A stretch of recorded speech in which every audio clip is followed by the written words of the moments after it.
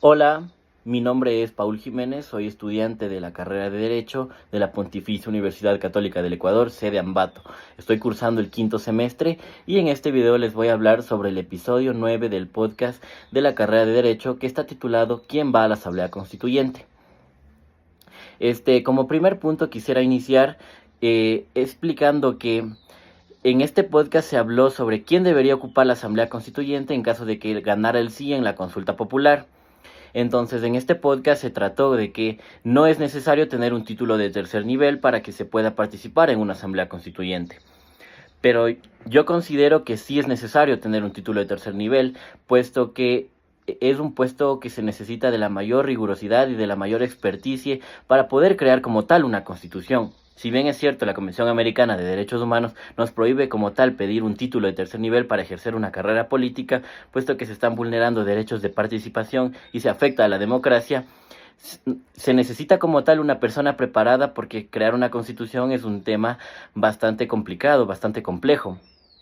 Entonces, si no se puede como tal establecer como requisito un título de tercer nivel, se debería la persona que se postula como tener la rigurosidad para que él pueda participar en esto, para que él pueda crear una constitución en caso de que ganara para candidato de asambleísta constituyente. Entonces debería tener una carrera política, debería tener cursos específicos que avalen su conocimiento para que él pueda participar en esto. También este podcast fue grabado previo a la consulta popular de noviembre, donde había 4 preguntas y una de estas era la Asamblea Constituyente, sí o no. Otra pregunta era quitar el financiamiento a los partidos políticos, que también se habló en este podcast, puesto que las personas como tal no usan los fondos públicos para la carrera política, o sea, para su participación, sino usan para otras cosas, como se mencionó en el podcast, como por ejemplo Lucio Gutiérrez, que usó otras cosas cuando se le pidió la rendición de estos gastos, y en realidad es un gasto para el Estado. Sin embargo, también se habló en este podcast que en el país hay una gran polarización, porque hay personas que se inclinan entre 2 partidos políticos y se dividen en realidad entre la RC5 y ADN. Entonces, yo considero más bien que no se debería quitar los fondos para los partidos políticos, puesto que esto en realidad afectaría a la democracia y afectaría a las personas que quieren participar en una contienda electoral, porque se le está vulnerando su derecho a la participación, porque si bien es cierto, es un dinero que se puede apostar para la promoción de estas personas, hay personas que empiezan desde cero, grupos sociales que quieren participar, que como tal es democracia, pero no tienen los recursos económicos, entonces se vulneraría esta participación. Y solo las personas que tienen dinero como tal, los empresarios, podrían participar en esto. Otro tema a tratar fue también que eh, los asambleístas de ahora no son como tal preparados, si bien es cierto, como lo catalogó Andrés Castillo, que son novatadas de las personas que ahora están ocupando la asamblea. Yo no considero que tales casos sean unas novatadas, porque si una persona se lanza a una contienda electoral representando a su provincia, como lo es el caso de Dominic Serrano, él debería por lo menos conocer qué es lo que va a hacer, cómo se legisla, porque si bien es cierto, el poder legislativo es uno de los 5 poderes del Estado y es quien representa como tal al pueblo ecuatoriano.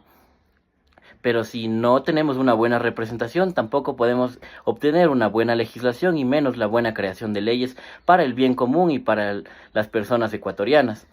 Entonces, se mencionaba también que deberían seguir un curso político, que ADN había dado unos cursos políticos y que todos habían aprobado esos cursos.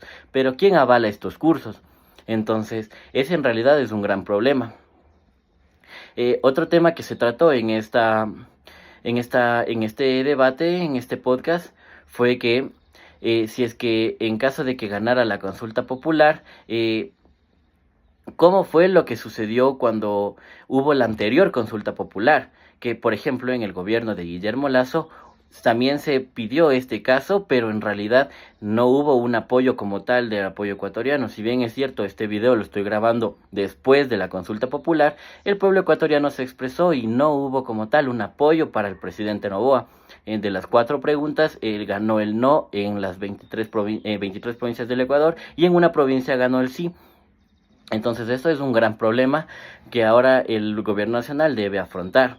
Otro tema que se trató en este caso es que no hay buenos exponentes en la política ecuatoriana, porque yo considero en mi criterio personal que también es corrupción el no conocer sobre lo que tú te metes a hacer. Por ejemplo, los asambleístas que ahora están legislando en la Asamblea Nacional no cumplen con su rol de legisladores, sino más bien solo van a sentarse y a esperar a aceptar las leyes que proponen los demás asambleístas. Además, también se puede recalcar que en este podcast se mencionó que en Chile el pueblo chileno quería renovar la constitución que fue creada en la dictadura de Pinochet, pero si bien es cierto, después de crear la constitución, los chilenos no aceptaron la constitución. Este es un caso que pudo haber pasado aquí en el Ecuador también, porque no tenemos unas buenas personas bien capacitadas para que puedan crear como tal la constitución. Entonces, tenemos como ejemplo ya al pueblo chileno que no aceptó la constitución. Sin embargo, en nuestro caso, nuestra constitución, en mi criterio, en realidad no llegaría a ser un problema. Nosotros tenemos una buena constitución que ha sido reconocida por muchos países del mundo, porque nosotros somos el primer país que declaró como tal los derechos de la naturaleza. Y bueno, en fin, ese es mi criterio por parte de este podcast. Muchas gracias. Hasta otra.